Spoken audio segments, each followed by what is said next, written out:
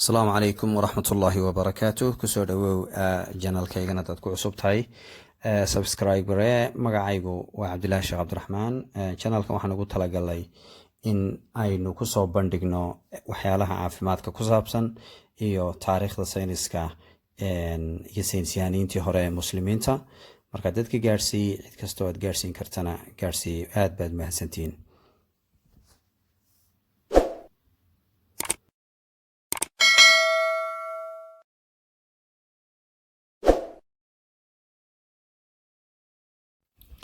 بسم الله الرحمن الرحيم.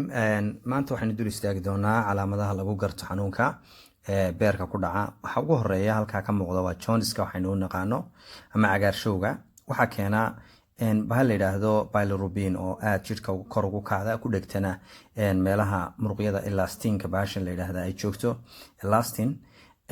marka qofkii kalarkiisu isbedelaya, wuxuu isku bedelayaa muxuu ahaa yellow ama indhihii ha noqoto ama jirkan aynu hadda arkaynaba ha noqoto. marka inagu jaundice baynu ugu dhawaaqnaa, laakiin jaundice weeye. marka waxaa ka mas-uula arrinka waxa weeyaan hyperbilirubinemia. inta badan skinka jirka oo dhan ayaa laga arkaa. calaamadaasi waxaa kaloo soo raaca calaamad loo yaqaano sclera actress. oo sclera actress sida kaaga muuqata waa isha qaybteeda cad oo iyadna yellow noqota. qaybtaasi muddo dheer ayay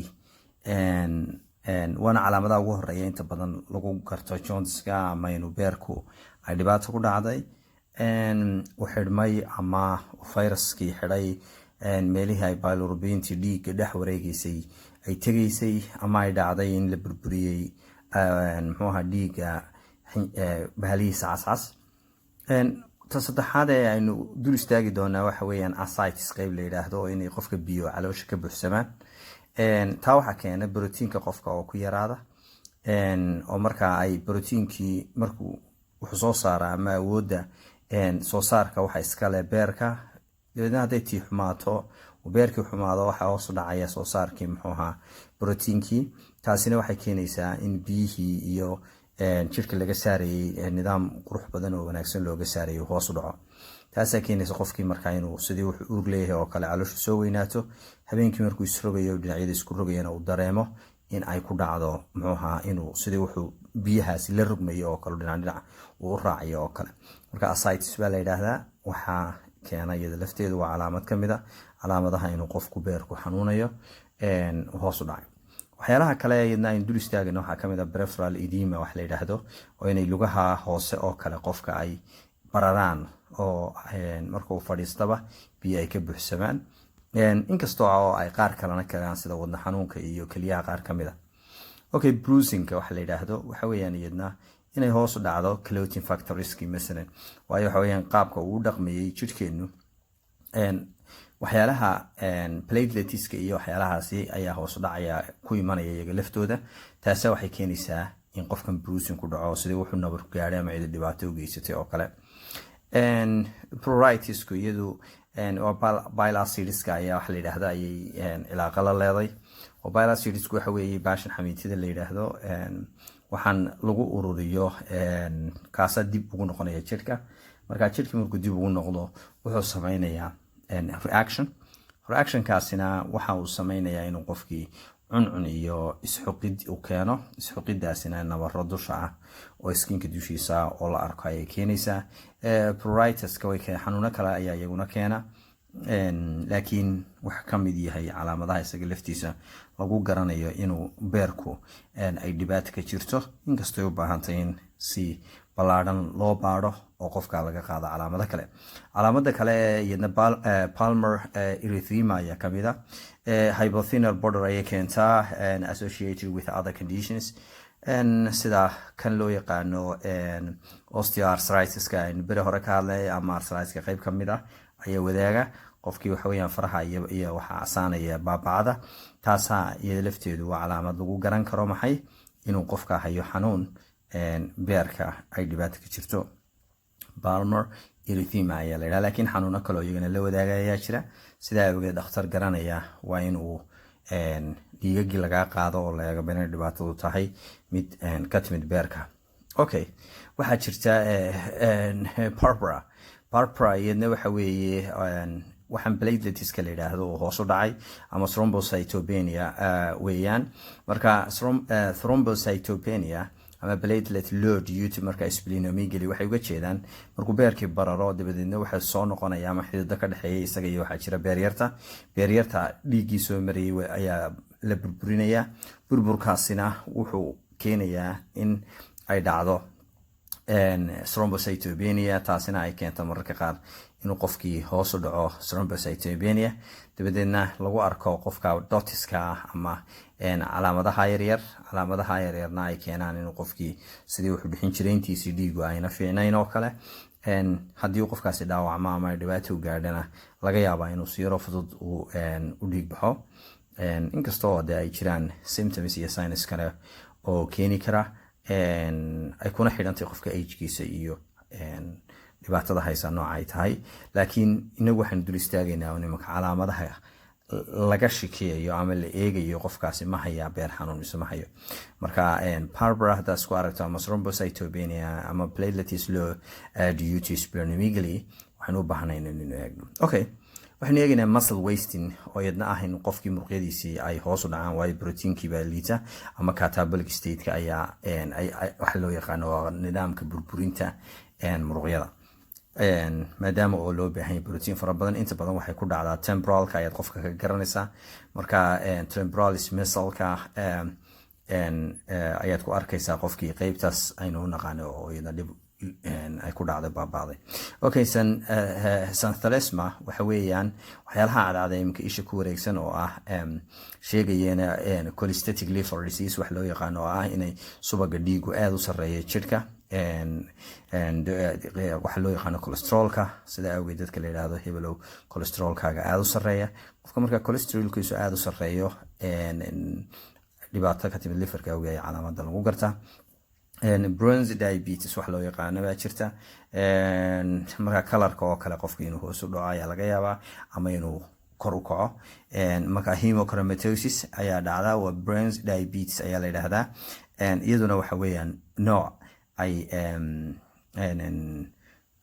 keento muxuu ahaa liver diseaseka nooc ka midi. marka iyada kolley waxaa laga yaabaa horta waxaynu u baahnayn mid wal oo kuwan ka mid a bada inaynu dul istaagno oo aynu kaga sheekayno hal video oo u gaara, laakiin maadaama waqtigu aanu inoo saamaxaynin waxa weeyaan janiskuna iska yaryahay, waxaynu isku daynaa inaynu dul istaagno kolba sida inoogu suuro gasho. Okay, marka intan bronze diseasekan iyo xanthosma iyo muscle wastingku mararka qaar waxaa la yidhahdaa inay noqdaan baa laga yaabaa kuwan dambe soo socdaaba late maxaa stageska. leukonychia related to hypoalbuminemia related to marka hypoalbuminemia. Okay, iyaduna waa saas oo kale oo proteinkii hoos u dhacay, dabadeedna qofkii waxa ku dhacaysa cidiyaha ayaa cadaanaya hoostiisa oo qof walba cidiyihiisu inta badan way castay ama kalar yar oo brown ayay. Okay, nail clubbing wax kale maaha, waxa weeyaan iyadna cidiyaha oo sidan inaga ay u sameeyeen falaadka u dhow yihiin, falaad maaha laakiin inay qofkani sidii waxay careful yihiin oo kale wareegsan yihiin oo aan biyuhu waxba dul istaagaynin oo ay tahay meel siman oo laaban sida kubadda oo kale, sidaa u duuban inay cidiyihiin noqonayaan, inkastoo xanuunada qaar la wadaagaan sida kuwa muxuu respiratory diseaseska oo kale, kuwa laabta iyo sanbabka iyo dhibaatada ku dhacda ay ka mid tahay. laakiin iyadna saasaynu eegin calaamadaha kale iyadna lagu garto, inkastoo tani tahay qofka waxyaalaha marka aad ku tidhaahda samaynayso adigu ku arki maysid ilaa uu qofku sameeyo aad ku tiraa, qofka dhakhtarkii ku yidhaahdo qofka wuxuu ku odhanaya indhaha isku qabo, wadna markuu indhaha isku qabto gacanta ayuu xagga sare qabanaya, dabeedna wuxuu ku odhanaya gacantaada kor u qaad. marka waxay samaynaysaa hoos intay u dhacday vibration oo kale ama gariir, waxa la yidhaha tremor flap loo yaqaano ayaa riska ku dhacaya inay gariir gacantu samayso. walibana inta badan maadaama metabolic tahay waa bilateral, waxa loo yaqaanaa astraxis baa la yidhaahdaa. marka astraxiskaasi waxa weeyaan tremor flapka ku dhaca ristiga, waana laga yaabaa iyadoo beerku caadi yahayba inay metabolic disease isaga laftiisu marka qaar keeno oo khalkhal ku dhacay qofka cuntadiisii iyo sidii loo process gareynayay cuntadiisii iyo hab nololeedkiisii kale inay iyada lafteedu keento. waxaa ku jira calaamadaha aynu ka sheekayn doono waxa la dhaha cabot medusa. cabot medusahu waxa weeyaan waxyaalaha aad moodo masaska yarare caloosha dushooda ku samaysan, wax kale maaha, waxa weeyaan venuskii ama dhiigga waxyaalihii qaadayay oo dibadda yimid ama dibadda usoo baxay. marka waa barar ku dhacay paraumbilical venuskii waxa la yidhaahdo. umbilicalka inaga u naqaanaa maxaa xudunta, radiated from umbilicus oo ka yimid weliba umbilicuska. taasaa keentay marka inuu qofku masaska yareerar calaamadaha lagu gartay ka mid tahay inuu beerku xanuun ka jiro oo ay xidhan yihiin venuskiisi qaar ka mida. marka haddaad qof ku aragto cabot medusa hamoodin inay masas yareerar caloosha kaga jiraan, waxa weeyaan bes waa venuskii ama ku dhiigga qaadayay oo soo weynaaday. hepatomegaly inkasta oo videogani una sawirkani aanu u muuqanin si weyn, laakiin dadka qaar si weyn buu uga muuqdaa oo waxa weeyaan barar weyn oo ku dhacay maxaa beerka. marka iyadana waxaa keena markuu beerku xanuunsado noocyo ka mid ah ayaa keena hepatomegalyga. marmarka qaarna waxba laga yaabaa in qaliino lagu sameeyey iyo xidhitaan u xidhmay meelihii loo saarayay dhiigga ama meelihii kasoo geliyey in ay keenaan adigu hepatomegalyga. haddii ay noqoto waxaynu uga hadli doonaa video gaara. spider navy waxa la yidhaha baa jira oo sidaa bahashaba ka muuqata caara u eeg lugihii caaraha ayay leedahay, wax kale maaha. waxa weeyaan estroginku marka uu ama hormoonka loo yaqaano estroginku marka uu dhiiga ku bato wuxuu reduce gareeyaa clearancega by liver. marka maxaa hoos u dhaca reduced clearance by the liver, so high estrogen dilates. maxay dilate gareysaa vesselska? okay, waxaa shaqadii uu qabanayay buu gabay beerkii soo maaha uu xanuunsanaya, dabadeedna estrogenkii baa kor u kacaya.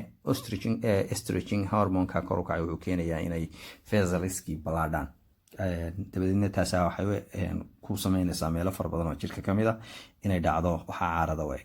waxaa ka mid a hepatomegaly waan kasoo sheekeynay gynecomastia. okay, gynecomastia ama gynecomastia waxa weeye qofkii ninka ahaa, tan raggay u gaartay, waxa ayaa wuxuu yeelanayaa naasihii dumarka oo kale, yani waxa soo weynaanaya qaybtii ibti oo waxa u ekaanaya sidii gabadh dumara oo kale. taasaa marka waxay keenaysaa oo loo yaqaano xanuunka ayaa keenaya qofka. marka waxaa jira xanuun beerka ka haya kaasi oo hormoonadii isbedel ku sameeyey, maadaama ka hor aynu kasoo sheekanay inuu estroginku kor u kacay. cilaaqa ayuu la leeyahay kor u kacaasi estrogenka iyo hormoonada kor u kacay. sidaa awgeed waxaa suuragala inuu qofkaasi uu ku dhaco muxuu ahaa qaybtaas